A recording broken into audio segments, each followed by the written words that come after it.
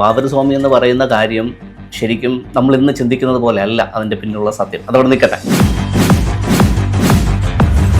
വിശ്വ ഹിന്ദു പരിഷത്തുകാർ പറയുന്ന പോലെ അത് വാവരല്ല വാവുരനാണെന്ന് പറയാനാണോ?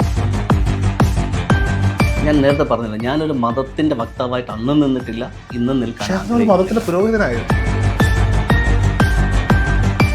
മതപുരോഹിതനായിട്ടല്ല ഞാൻ ചാർജ് എടുക്കുന്നത്. 2023 ഒരു പബ്ലിസിറ്റി സ്റ്റണ്ടായിരുന്നു ഈ ശബരിമല യാത്ര എന്ന് ഞാൻ പറഞ്ഞ ഓംകാരത്തിന്റെ ചിഹ്നം. എന്നിട്ട് അങ്ങ് പറയുന്നു ഞാൻ ഇപ്പോൾ ഒരു മതത്തിന്റെയും ആളല്ല എന്ന്. അങ്ങയുടെ ലുക്കിൽ അങ്ങൊരു ഹൈന്ദവ മതവിശ്വാസിയാണ്.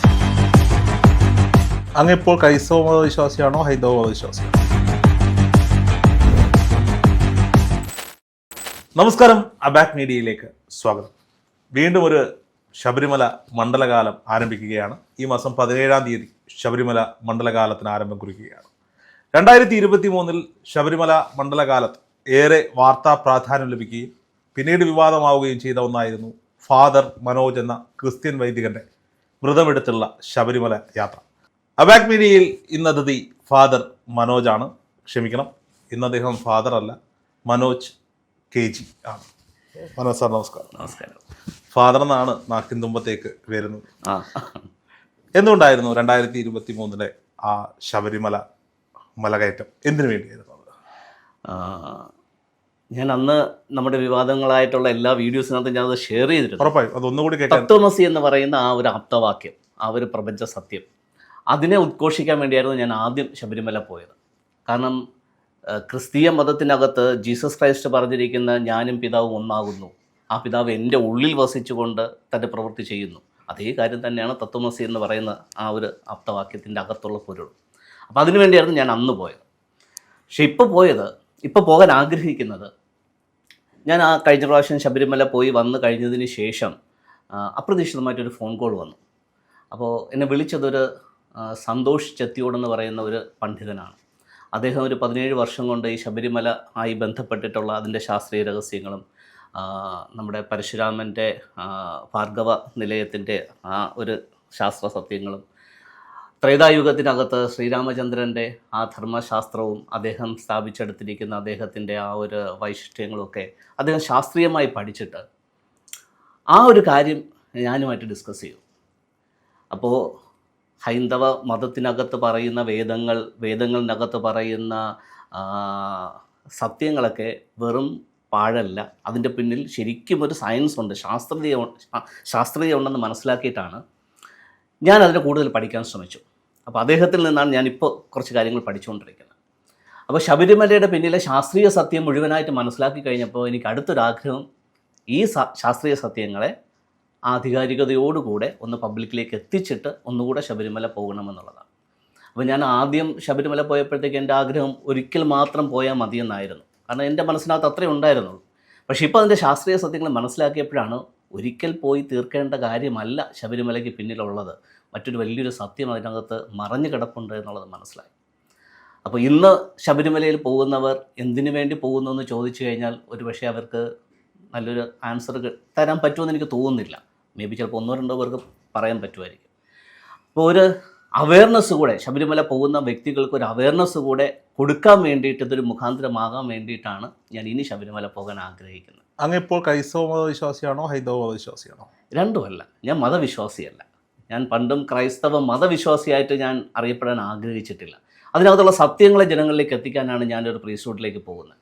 അതുപോലെ ഇപ്പോഴും ഞാനൊരു ഹൈന്ദവ മതവക്താവാകാൻ ആഗ്രഹിക്കുന്നില്ല. ശബരിമലയെക്കുറിച്ചുള്ള പഠനം അല്ലെങ്കിൽ ശബരിമലയെക്കുറിച്ചുള്ള മനസ്സിലാക്കലായിരുന്നു ഉദ്ദേശമെങ്കിൽ എന്തിനായിരിക്കും സഭ അങ്ങയുടെ കുപ്പായം ഊരി വാങ്ങിയത്? കാരണം അവർക്കൊരു ഇതുണ്ടല്ലോ, ഒരു ഇൻസ്റ്റിറ്റ്യൂഷൻ അവരുടേതായിട്ടുള്ള ഡോക്ടറിൻസും അവരുടേതായിട്ടുള്ള അജണ്ടകളുമുണ്ട്.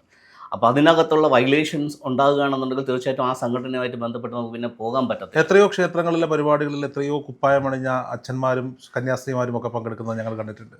വെറുതെ പങ്കെടുത്ത് പോകുന്നത് പോലെ അല്ലല്ലോ ഞാനിപ്പോൾ നിലനിൽക്കുന്ന ഒരു സ്റ്റാൻഡ് എന്ന് പറയുന്നത്. ഇപ്പോഴല്ല, അന്നത്തെ കാര്യം അവർ എന്നോട് ചോദിച്ചു എന്തിനാ ശബരിമല പോകുന്നത്, ഇതിനകത്തൊന്ന് പിന്തിരിയാൻ പറ്റത്തില്ല എന്നുള്ള കാര്യങ്ങളൊക്കെ അവർ എന്നോട് ചോദിച്ചു. പക്ഷേ ഞാൻ മനസ്സിലാക്കിയ സത്യത്തെ വിളംബരം ചെയ്യാനായിട്ട് പോകുമ്പോൾ അത് അവരുടെ ഡോക്ടറിൻസിന് ഒരു കോൺട്രവേഴ്സി ആവും. വെറുതെ പോയി അറ്റൻഡ് ചെയ്തിട്ട് വരുന്നതിൽ കുഴപ്പം. ഒരു വിമർശന ഭാഷയിൽ പറഞ്ഞാൽ 2023 ഒരു പബ്ലിസിറ്റി സ്റ്റണ്ടായിരുന്നു ഈ ശബരിമല യാത്ര എന്ന് ഞാൻ പറഞ്ഞ അങ്ങനെ ആക്കിയതായിരിക്കും ചിലപ്പോൾ മീഡിയ. എനിക്കങ്ങനെ ഉദ്ദേശമൊന്നും ഉണ്ടായിരുന്നില്ല. അങ്ങ് ഒരുപാട് മാധ്യമങ്ങൾക്ക് അന്ന് അഭിമുഖം കൊടുത്തിരുന്നു.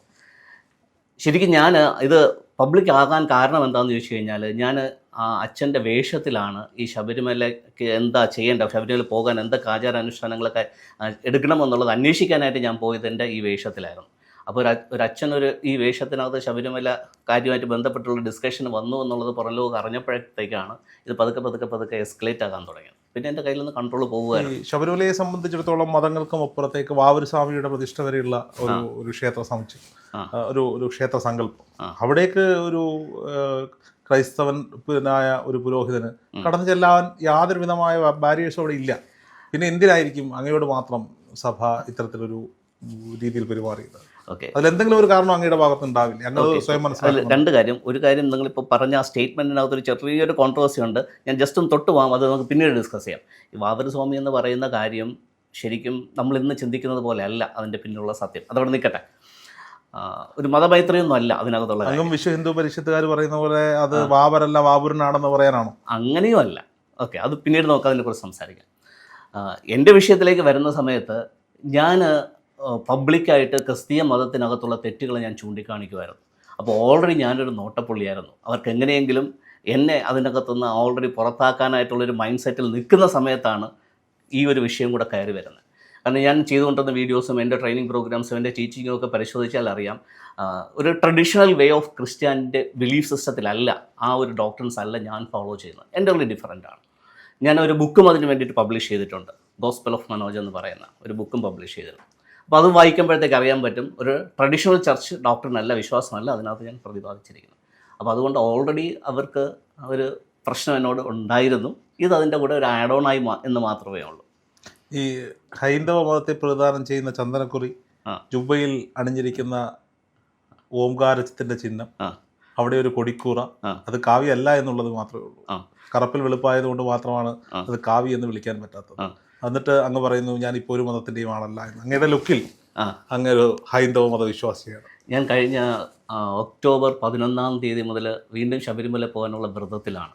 ഈ കാര്യങ്ങളെല്ലാം ആ വ്രതത്തിൻ്റെ ഭാഗമാണ്. ഞാൻ മാലയിട്ടിട്ടുണ്ട്. മാലയിട്ടിട്ട് ഇപ്പോൾ ഏകദേശം ഒരു 15 ദിവസത്തോളമായി.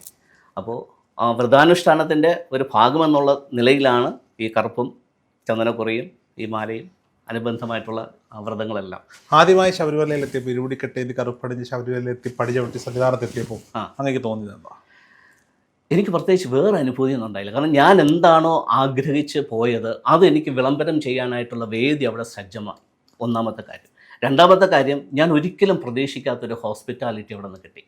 അത് അവിടെയുള്ള ഏറ്റവും ചെറിയ ജീവനക്കാരൻ മുതൽ മേൽശാന്തി വരെയുള്ള അദ്ദേഹം വരെയുള്ള എല്ലാവരും ഒരു ഹോസ്പിറ്റാലിറ്റി എന്ന് പറഞ്ഞാൽ ഒരിക്കലും പ്രതീക്ഷിച്ചില്ല. ഒരു സാധാരണക്കാരന് കിട്ടുന്നതല്ല. അങ്ങയുടെ ഞാൻ നേരത്തെ പറഞ്ഞ പബ്ലിസിറ്റിയുടെ ഭാഗമായി കിട്ടിയതാണ്. ആകാം, പക്ഷേ എനിക്കത് തീർച്ചയായിട്ടും ആ ഒരു മൊമെൻ്റ് എനിക്ക് മറക്കാൻ പറ്റില്ല.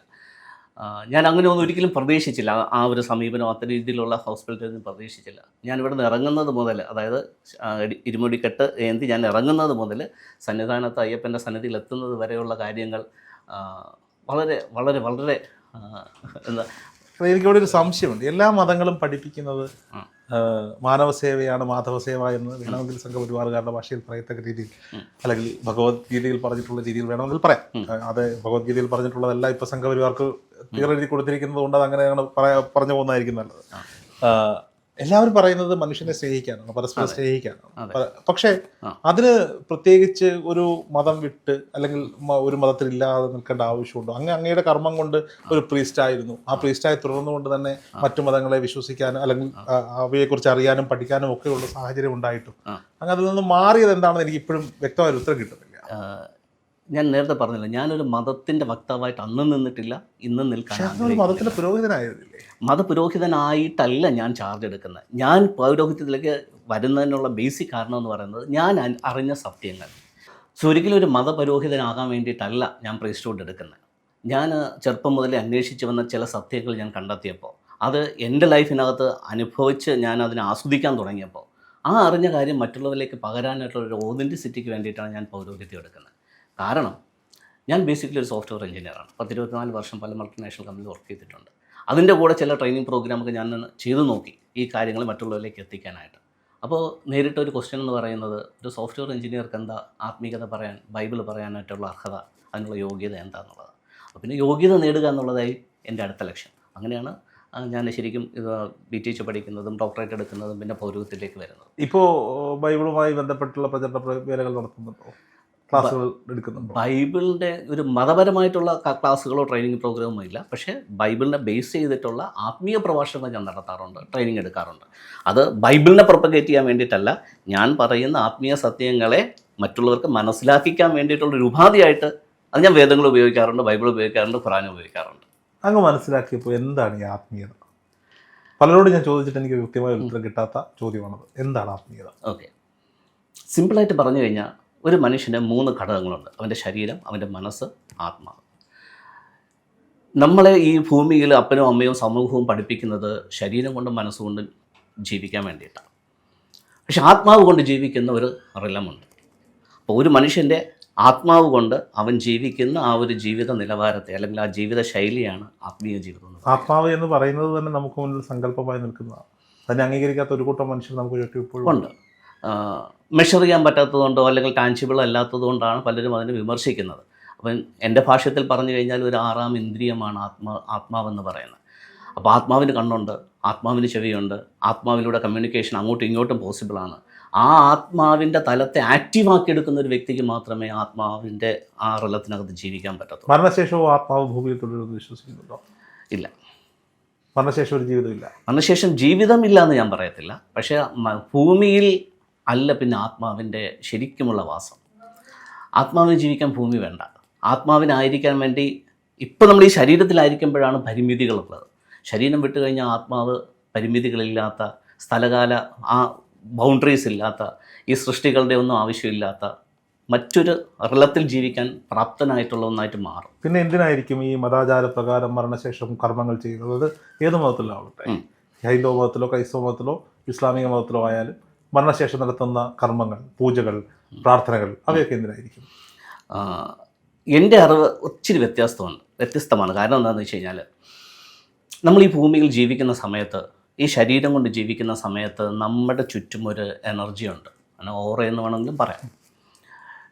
നമ്മുടെ സൽക്കർമ്മങ്ങൾ ചെയ്യുകയാണെന്നുണ്ടെങ്കിൽ ഈ എനർജി സിസ്റ്റം പോസിറ്റീവായിരിക്കും. നമ്മൾ ദുഷ്ടപ്രവൃത്തികളും അങ്ങനെയുള്ള ക്രൂരമായിട്ടുള്ള പ്രവൃത്തികളും ചെയ്യുകയാണെന്നുണ്ടെങ്കിൽ നമ്മുടെ എനർജി സിസ്റ്റം നെഗറ്റീവായിരിക്കും. അപ്പോൾ ഈ എനർജിയെ നമുക്കൊരിക്കലും നശിപ്പിക്കാൻ പറ്റത്തില്ല. അതൊരു സയൻസാണ്. അപ്പോൾ നമ്മൾ ഉണ്ടാക്കിയെടുത്ത 50 വർഷം ഞാൻ ജീവിച്ചിട്ടുണ്ടെങ്കിൽ 50 വർഷവും ഞാൻ ഉണ്ടാക്കിയെടുത്ത ഒരു എനർജി സിസ്റ്റം എപ്പോഴും എൻ്റെ കൂടെ ഉണ്ടാകും. ഞാൻ പെട്ടെന്ന് ഈ ശരീരം വിട്ട് പോകുമ്പോൾ എൻ്റെ എനർജി സിസ്റ്റം പോകത്തില്ല, അതിവിടെ തന്നെ നിലനിൽക്കും. അതിന് ചിലപ്പോൾ എത്ര വർഷമെന്ന് എനിക്ക് കറക്റ്റായിട്ട് പറയാൻ പറ്റത്തില്ല. അത്രയും വർഷം കഴിഞ്ഞ് മാത്രമേ ഈ എനർജി മറ്റൊരു എനർജി ലെവലിലേക്ക് പോസിറ്റീവ്, നെഗറ്റീവ്. സോ ഈ എനർജിയെ പലർക്കും പേടിയാണ്.